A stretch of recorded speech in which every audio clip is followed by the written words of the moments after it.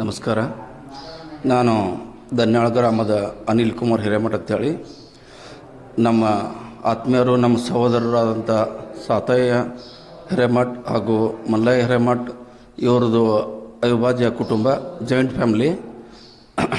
ಇವರು ಇವತ್ತು ವಾಸ್ತುಶಾಂತಿ ನಿಮಿತ್ತವಾಗಿ ಇಲ್ಲಿ ನಾವು ಸೇರೆವು. ಈಗ ನಾವು ಈ ಸಂದರ್ಭದಲ್ಲಿ ಎರಡು ಮಾತು ಹೇಳೋಕ್ಕೆ ಇಷ್ಟಪಡ್ತೀನಿ. ಏನಪ್ಪ ಅಂದ್ರೆ, ನಮ್ಮದು ರೈತಾಪಿ ಕುಟುಂಬ, ನಾವೆಲ್ಲ ರೈತಾಪಿ ಜೀವನ ಮಾಡೋರು. ನಮಗೆ ಮುಂಚೆ ಏನು ತೊಂದರೆ ಇತ್ತಂದ್ರೆ, ನಾವು ಈ ಗೊಂಜಾಳ, ಗೋಧಿ ಇಂಥವೆಲ್ಲ ಬೆಳೀತಿದ್ದೆವು. ನಮಗೆ ನೀರಾವರಿ ಸೌಲಭ್ಯ ಇರಲಿಲ್ಲ. ಸಾಕಷ್ಟು ಹೊಲದಾಗ 20-30 ಬೋರ್ಗಳನ್ನು ಹಾಕಿದ್ದೆವು, ನೀರು ಬಿದ್ದಿದ್ದಿಲ್ಲ. ನೀರಿನ ಭಾಳ ತೊಂದರೆ ಇತ್ತು. ಹೀಗಾಗಿ ನಮ್ಮ ಸಹೋದರ ಮಲ್ಲಯ್ಯ ಹಿರೇಮಠ ಅವ್ರದ್ದು ಜಾಯಿಂಟ್ ಫ್ಯಾಮ್ಲಿ, ಅವ್ರ ಮನೆಯಲ್ಲಿ ಒಂದು 25-30 ಜನ ಅದಾರ. ಅವ್ರಿಗೆ ಸಾಕಷ್ಟು ಜಮೀನಿತ್ತು. ಆದರೆ ನೀರಿಂದ ಕೊರತೆಯಿಂದಾಗಿ ಉತ್ಪನ್ನ ಬರ್ತಿದ್ದಿಲ್ಲ. ಮೂಗ್ನಿ ಬೆಳೆಯುವ, ಗೋಧಿ ಬೆಳೆಯುವ, ಗೊಂಜಾಳ ಬೆಳೆಯುವ, ಹೀಗಾಗಿ ಬೆಳೆ ಫಲವತ್ತಾದ ಬೆಳೆ ಬರಬೇಕು. ನೀರಿನ ಕೊರತೆಯಿಂದಾಗಿ ಬೆಳೆ ಎಲ್ಲ ಸರ್ವನಾಶ ಹೋಗ್ತಿದ್ವು. ಹೀಗಾಗಿ ನಾವು ಫ್ಯಾಮ್ಲಿಯಿಂದ ಸದೃಢ ಆಗ್ಲಾಕ, ಅಂದರೆ ನಾವು ಪ್ರಬಲರಾಗ್ಲಾಕ, ಏನಾರ ಡೆವಲಪ್ಮೆಂಟ್ ಆಗಿ ನಮ್ಗೆ ಅನುಕೂಲ ಇದ್ದಿದ್ದಿಲ್ಲ. ಈ ರೀತಿ ನಮ್ಮದು ಸುಮಾರು ಒಂದು 20-30 ವರ್ಷ ಇದೇ ಥರ ಬಂದೆವು ನಾವು. ಅಂದರೆ 2096 ಹಿಡ್ಕೊಂಡು ನಾವು ದ್ರಾಕ್ಷಿ ಹಚ್ಚಾರ ಅವ್ರು. ನಾನು 2005 ಹಚ್ಚಿನೋ, ಅವ್ರು 2097 ದ್ರಾಕ್ಷಿ ಅವ್ರು, ನಮ್ಮ ಬ್ರದರ್ದು. ಅಲ್ಲಿಂದ ಇಲ್ಲಿ ತನ ರೈತಕಿ ಮಾಡ್ಕೊತ ಬಂದರೂ ನಮ್ಗೆ ಸಕ್ಸಸ್ ಇದ್ದಿಲ್ಲ. ಬರೀ ಬೋರ್ ಹಾಕೋದು, ನೀರು ಹೋಗೋದು, ಮತ್ತೊಂದು ಬೋರ್ ಹಾಕೋದು, ಮೋಟ್ರ್ ಬೇರೆ ತರೋದು, ಈ ಥರ ಜೀವನ, ಬರೀ ಅದರಲ್ಲೇ ಜೀವನ ಕಳೆದಿದ್ದೆವು. ಸುಮಾರು ಈ ಥರ 2008 ತನ ಬಂತು. ಮುಂದೆ ನಮ್ಮ ಭವಿಷ್ಯನ ಒಂದು ರೂಪಿಸುವಂಥ ನಾಯಕರು ನಮಗೆ ಸಿಕ್ಕರು. ಅವ್ರನ್ನ 2013 ನಾವು ಆಯ್ಕೆ ಮಾಡಿ ಕಳಿಸಿದೆವು. ನಾವು ಅವರಿಗೆ ಕರ್ನಾಟಕ ಸರ್ಕಾರ ಅವರಿಗೆ ನೀರಾವರಿ ಮಂತ್ರಿಯನ್ನು ಮಾಡಿದರು.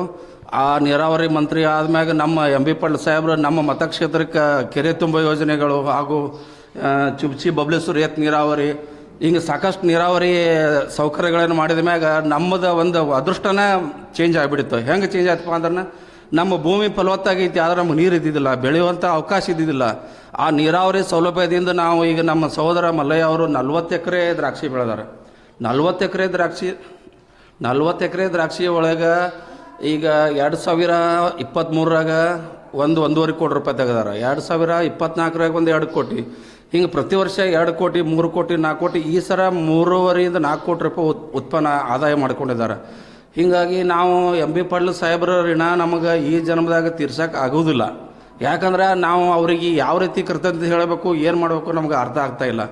ಅದಕ್ಕೆ ನಮ್ಮ ಬ್ರದರ್ ಮಲ್ಲಯ್ಯನವ್ರು ಏನಂದರು, ಅಣ್ಣ ಹೆಂಗೆ ಮಾಡೋನು ಈಗ ತಂದು ವಿಚಾರ ಮಾಡೋದ್ರಾಗ ಏನಾಯ್ತು, ಅವರೊಂದು ಮನಿ ತೊಗೊಂಡಿದ್ದೇವೆ ನಾವು. ಇಲ್ಲಿ ಅನುಕೂಲ ಆಗೈತಿ, 3-4 ಕೋಟಿ ರೂಪಾಯಿ ಉತ್ಪನ್ನ ಬಂದೈತಿ, ಒಂದು ಮನಿ ತೊಗೊಂಡೆವು. ಮನಿ ತೊಗೊಳನ ಸಾಹೇಬ್ರನ್ನ ಮನಿ ಶಾಂತಿ ಕರ್ಸುನು ಹಂಗೆ ಹಿಂಗೆ ಅಂತಂದ್ರೆ ನಾನು ಹೇಳಿನಿ ಮನಿ ಕರ್ಸುನು ಅಂತ. ಇಲ್ಲ, ನಾ ಮನಿ ಶಾಂತಿ ಕರ್ಸುನಂತ. ಮನಿ ಶಾಂತಿಗಿಂತ ಮುಂಚೆ ಈಗ ನಾವು ಅವರಿಂದನ ಉದ್ಧಾರ ಆಗ್ಯವು, ಅವರಿಂದ ನೀರಾವರಿ ಸಲುವಾಗಿ ನಮ್ಮ ಮಕ್ಕಳು ಮೊಮ್ಮಕ್ಕಳು ಉದ್ಧಾರ ಆಗ್ತಾರೆ. ಮನೆಗೆ ಸಾಹೇಬ್ರ ಹೆಸರು ಇಟ್ಟುಬಿಡೋಣ ಅಂತ ಹೇಳಿದ್ರೆ, ಏನಪ್ಪ ಅಂದ್ರೆ MB ಪಾಟೀಲ್ ನಿಲಯ ಅಂತ ಹೇಳೋನು. ಯಾಕೆ MB ಪಾಟೀಲ್ ನಿಲಯ ಅಂತ ಹೇಳೋನು? ನಮ್ಮ ಮಕ್ಕಳು ಮೊಮ್ಮಕ್ಕಳಿಗೂ ಸಾಹೇಬ್ರದ ಅಂದರೆ ಈ ಮನೆ ಹೆಸರು ಯಾಕೆ ನಮ್ಮ ಅತ್ತೆ ಇಟ್ಟಾರೋ, ನಮ್ಮ ಪಪ್ಪ ಇಟ್ಟಾರೋ ಅಂದ್ರೆ ಹಿಂಗೆ ನೀರಾವರಿ ಮಾಡಿದ್ರು. ಇದರಿಂದ ಈ ಮನೆ ಸಾಹೇಬ್ರ ಹೆಸರು ನಮ್ಮ ಪೀಳಿಗೆ, ಮುಂದಿನ ಪೀಳಿಗೆನೂ ನೆನಪುಳಿಲ್ಲ ಅನ್ನೋ ಉದ್ದೇಶದಿಂದ ನಾವು MB ಪಾಟೀಲ್ರ ಮನೆ ಈ ನಿಲಯ ಅಂತೇಳಿ ಇದಕ್ಕೆ ನಾಮಕರಣ ಮಾಡಿದ್ದೆವು. ನಾವು ತಿಕೋಟ ತಾಲೂಕಿನ ಸೋಮದರಟ್ಟಿ ಗ್ರಾಮದ ರೈತರು. ನಮ್ಮ ಮನೆಯಲ್ಲಿ ಸುಮಾರು 25-30 ಮಂದಿ ಜಾಯಿಂಟ್ ಫ್ಯಾಮ್ಲಿ ಇದ್ದೀವಿ. ನಾವು ಸುಮಾರು 95-96 ಹಿಡ್ಕೊಂಡು ಒಕ್ಕಲ್ತನ ನಂಬ್ಕೊಂಡು ಬಂದ ಜನ. ಮೊದಲಿಗೆ ಏನಾಗ್ತಿತ್ತು, ನೀರಿನ ಕೊರತೆ ಭಾಳ ಇತ್ತು. ನೀರಿನ ತೊಂದರೆಯಿಂದಾಗಿ ನಮ್ಗೆ ಏನಾಗ್ತಿತ್ತು ಅಂದರೆ, ಹೊಟ್ಟೆ ಉತ್ಪನ್ನ ಬರ್ತಿರ್ಲಿಲ್ಲ. ಬಂದಿರೋ ಉತ್ಪನ್ನನ ನೀರಿಗಾಗೆ ಖರ್ಚು ಮಾಡಿಬಿಡ್ತಿದ್ದೀವಿ. ಉತ್ಪನ್ನ ಸ್ವಲ್ಪ ಬರೋದು, ಅದು ಬಂದ ಉತ್ಪನ್ನನ ನೀರಿಗೆ ಖರ್ಚು ಮಾಡಿಬಿಡ್ತಿದ್ದೀವಿ. ಏನು ಸಾಹೇಬರು ಕೆರೆಗೆ ತುಂಬು ನೀರಾವರಿ ಯೋಜನೆ ಮಾಡಿದ್ರು, ಮತ್ತು ಏತ್ ನೀರಾವರಿ ಮಾಡಿದ್ರು. ಅದರಿಂದಾಗಿ ನಮಗೆ ಸಾಕಷ್ಟು ಈಗ ಉತ್ಪನ್ನ ಬರಾಕತ್ತು. ಬಂದಿರೋ ಉತ್ಪನ್ನದಿಂದ ಈಗ ನಮಗೆ ಎಷ್ಟಾಯ್ತಪ್ಪ, ಮೊದಲು ಪ್ರಾರಂಭದಾಗ ನಮ್ಗೆ 2 ಎಕರೆ ದ್ರಾಕ್ಷಿ ಇತ್ತು. ಈಗ ನಮಗೆ 40 ಎಕರೆ ದ್ರಾಕ್ಷಿ ಮಾಡಿದ್ದೀವಿ ನಾವು.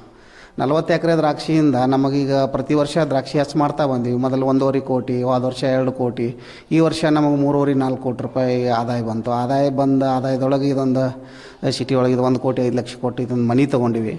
ಮನೆ ತೊಗೊಂಡು ಇನ್ನು ಸಾಹೇಬರ ಋಣ ಹೆಂಗೆ ತೀರ್ಸೋದಪ್ಪ, ನಾವು ಇಷ್ಟು ನೀರಾವರಿ ಮಾಡಿ ಇಂಥ ಒಂದು ಸಾಹೇಬರ MB ಪಾಟೀಲ್ ಸಾಹೇಬ್ರದಿಂದ ನೀರಾವರಿಯನ್ನು ಮಾಡಿಕೊಂಡು ಇಷ್ಟು ಆದಾಯ ತೊಗೊಳಕತ್ತಿದ್ದು ಅವ್ರ ಋಣ ಹೆಂಗೆ ತೀರ್ಸೋದು ಅಂತೇಳಿ ತಿಳ್ಕೊಂಡು ಅವ್ರು ನಮ್ಮ ಈ ಕಟ್ಟಿರೋ ಮನೆಗೆ ಈ ಮನೆ ಯಾಕೆ ತೊಗೊಂಡಿವಿ ಕಟ್ಟಿದೀವಿ ಅಂದರೆ ಎಮ್ ಬಿ ಪಾಟೀಲ್ ಸಾಹೇಬರು ನೀರಾವರಿ ಪುಣ್ಯದಿಂದ ಇದನ್ನು ಮನೆ ತೊಗೊಂಡಿವಿ. ಅದರ ಸಲುವಾಗಿ ಅವ್ರದ್ದು ಈ ಮನೆಗೆ ನಮ್ಮ ಮುಂದಿನ ಪೀಳಿಗೆಯೂ ಸಹಿತ ಅವ್ರನ್ನ ನೆನೆಸಲಿ ಅನ್ನೋ ಉದ್ದೇಶ ಇಟ್ಕೊಂಡು ಕಿಶಿಂದ ಎಮ್ ಬಿ ಪಾಟೀಲ್ ನಿಲಯ ಅಂತೇಳಿ ಕಿಶಿಂದ ಹೆಸರಿಟ್ಟಿದ್ದೀವಿ.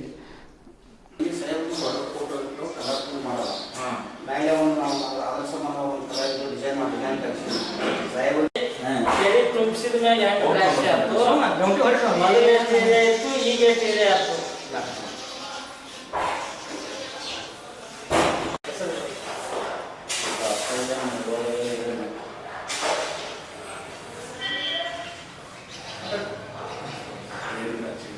ನಿಮ್ದೇನು ದ್ರಾಕ್ಷಿ ಮೊದಲೇ ಆಗಿತ್ತು, ಈಗ ಹೋಗ್ಯಾರ ಪೈಲ್ ನಮ್ಮ 96 ದ್ರಾಕ್ಷಿ 1 ಎಕರೆ ಈಗ